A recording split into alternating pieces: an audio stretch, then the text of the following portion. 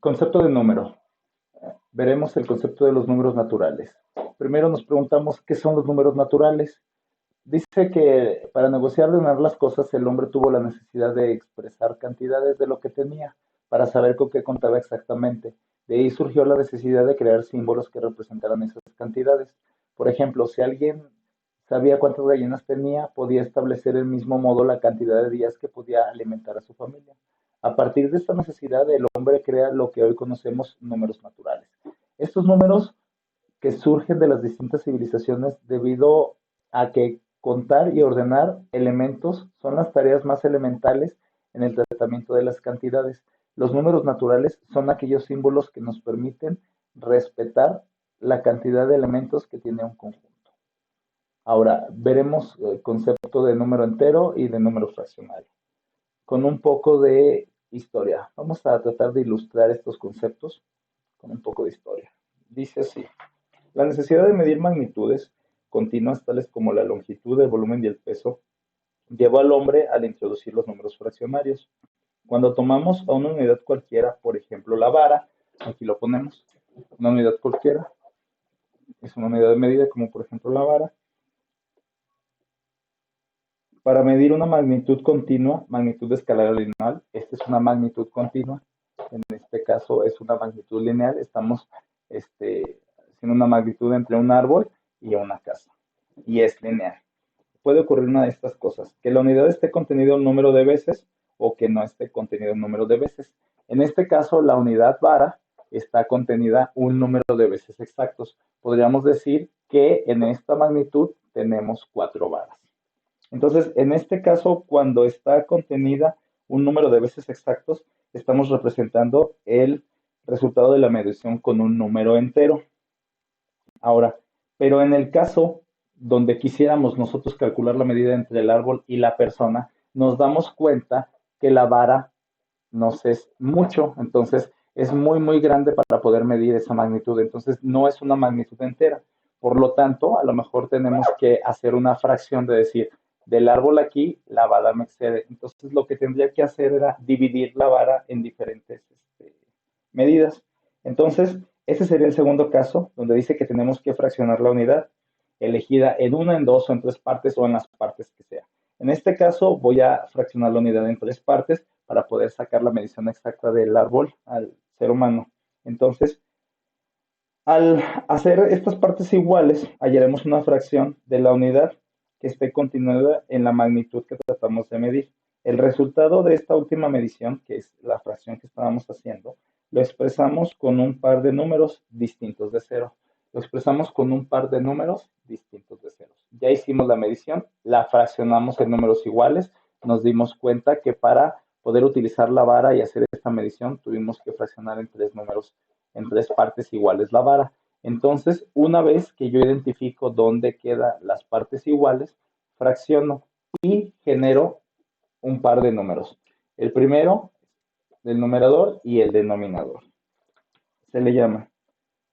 El denominador nos dará el número de partes en las que hemos dividido la unidad. El denominador nos dice en cuántas partes dividimos la unidad. En este caso, el denominador es 3, dice que la vara o la unidad la dividimos en tres partes. Y luego, después el numerador es el número de subunidades contenidas en la magnitud, es decir, si yo quiero medir esto, me doy cuenta que tengo dos unidades, es decir, son las que tomo para medir, entonces la distancia entre el árbol y el humano está a 2 unidades. Por lo tanto, el numerador me dice las unidades subcontenidas en la magnitud. Surgen de este modo los números fraccionarios. Los números fraccionarios están compuestos como esto. Como recordemos, dos partes en las que hemos dividido la unidad, en las cuales el numerador representa las partes que tomé de la unidad, el denominador las partes en las que dividí la unidad. Entonces, podemos decir también que los números fraccionarios nos permiten expresar el cociente de una división inexacta. El cociente, este es el cociente de una división, pero este es el resultado. El cociente, la división, cuando hacemos el proceso de la división, tenemos un cociente. Entonces, hacemos esta división nos da un resultado inexacto, a eso se le llama fracción. Entonces voy a repetir, dice, podemos decir también que los números fraccionarios este, son los que nos permiten expresar el cociente de una división inexacta, o lo que es lo mismo, una división en la cual el dividendo no es múltiplo del divisor. ¿Ok? Ahora, a diferencia de los números fraccionarios, tenemos los números enteros, los que podemos definir como aquellos que se expresan como el cociente de una división exacta. Entonces aquí tengo el cociente de una división exacta. Si yo divido 4 entre 1, mi división es exacta, me da 0, entonces tengo 4. Estos son los números enteros y estos serían los números fraccionarios. ¿Ok?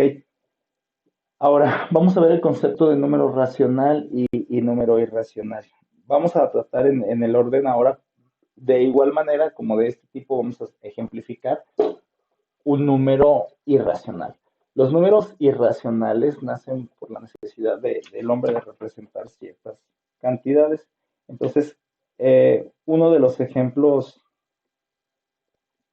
más claros de un número irracional es cuando nosotros utilizamos las raíces cuadradas. Es decir, si yo pudiera calcular el valor de la raíz de 2 o la raíz de 3, porque son números irracionales, estamos hablando que ciertos elementos, estas magnitudes, no encontramos ningún número entero ni fraccionario que las exprese. Entonces, estas magnitudes también se llaman inconmensurables y los números que se originan al medir tales magnitudes se llaman irracionales. Los ejemplos de tales magnitudes son la relación del lado del cuadrado con la diagonal del mismo, que se expresa como un número racional.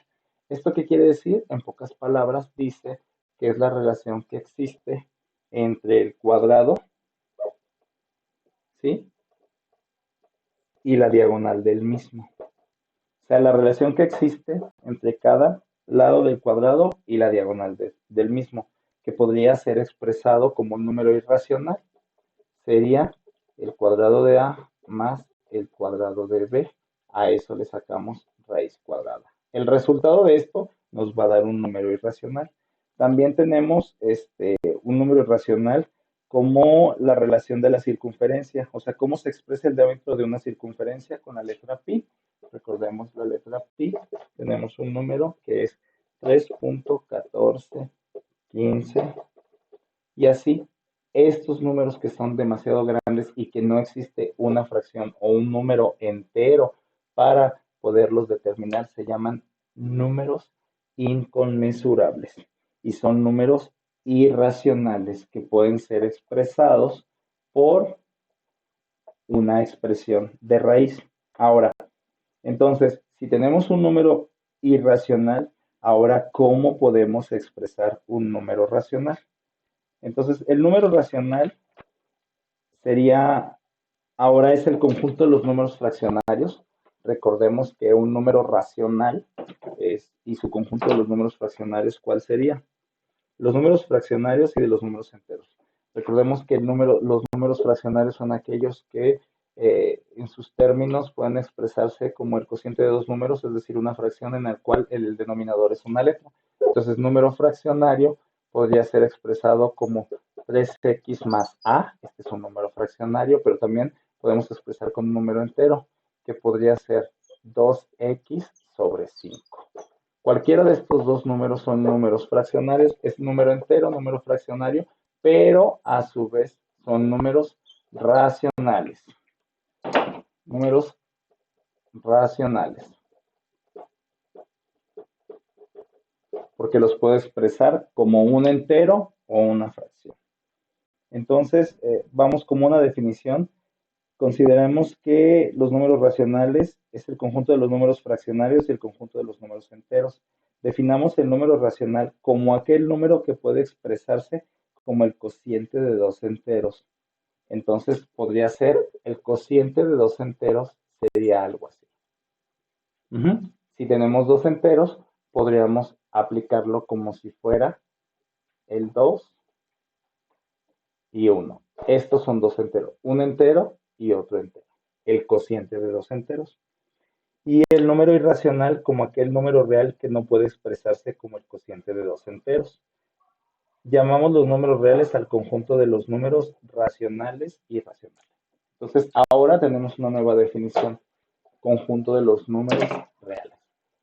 El conjunto de los números reales son todos aquellos números racionales que vendrían siendo enteros, fraccionarios, sí, y también los irracionales, que vendrían siendo los que podemos expresar como una raíz o un número o una expresión algebraica. ¿Sí? Entonces, este es el conjunto de los números enteros. Muy bien. Al final, vamos a ver, ahora vamos a tratar algo muy importante que son los números positivos y negativos. Los números positivos, no fueron, se introdujeron alrededor del 1560 y fue cuando se introducieron en las matemáticas el signo positivo y negativo. Lo que en realidad significan los números positivos y negativos son números relativos, es decir, son números que tienen valor absoluto, pero que tienen una posición dada. Nosotros podemos, sobre una semirrecta, fijamos un punto cero y a partir de la cual, hacia la derecha, señalamos los que representan, eh, en este caso, a lo mejor podemos decir que son los números positivos y hacia la izquierda podemos representar que son los números negativos. Entonces, podríamos decir que los números negativos y positivos son aquellos números en los cuales se comprende claramente que podemos representar el resultado de medir magnitudes o que podemos tener sentidos opuestos. En pocas palabras, en números negativos y positivos, lo que podemos hacer es trazar una recta, poner el número cero, que habíamos quedado que era ausencia de algo, y decir que los números positivos y negativos son relativos. ¿Por qué son relativos? Porque lo que nos dicen es la dirección que van a tomar. Hacia la izquierda son números negativos y hacia la derecha son números positivos. Recordemos que todos los números negativos son menores que cero y todos los números positivos son mayores que cero y el cero es ausencia de número. Entonces, hasta aquí, espero que haya sido la explicación un poco clara. Yo creo que esto a medida de la marcha se va a ir aprendiendo.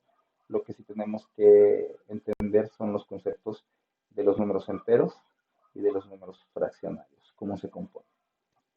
Como final, vamos a recordar cómo hacemos la división. Recordemos que para los ejercicios de división podemos hacerlo de esta manera.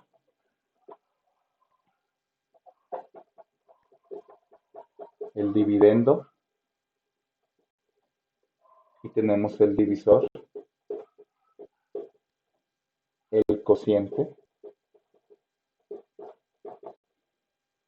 y el residuo.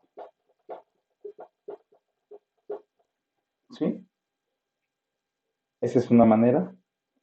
La otra manera que la sabemos sería divisor,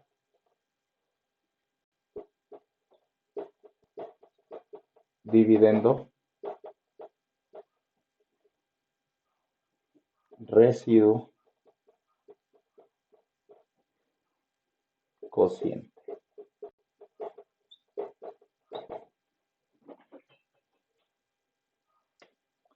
Y por último, recordemos que también eso lo podemos hacer como un número fraccionario. El número fraccionario quedaría como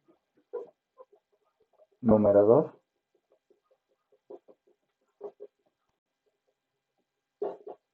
denominador. Recordemos, el numerador es el número de partes que vamos a tomar de la unidad y el denominador es las partes en las cuales vamos a dividir nuestra unidad. Entonces, el denominador en todos los casos sería el dividendo y el denominador sería el divisor.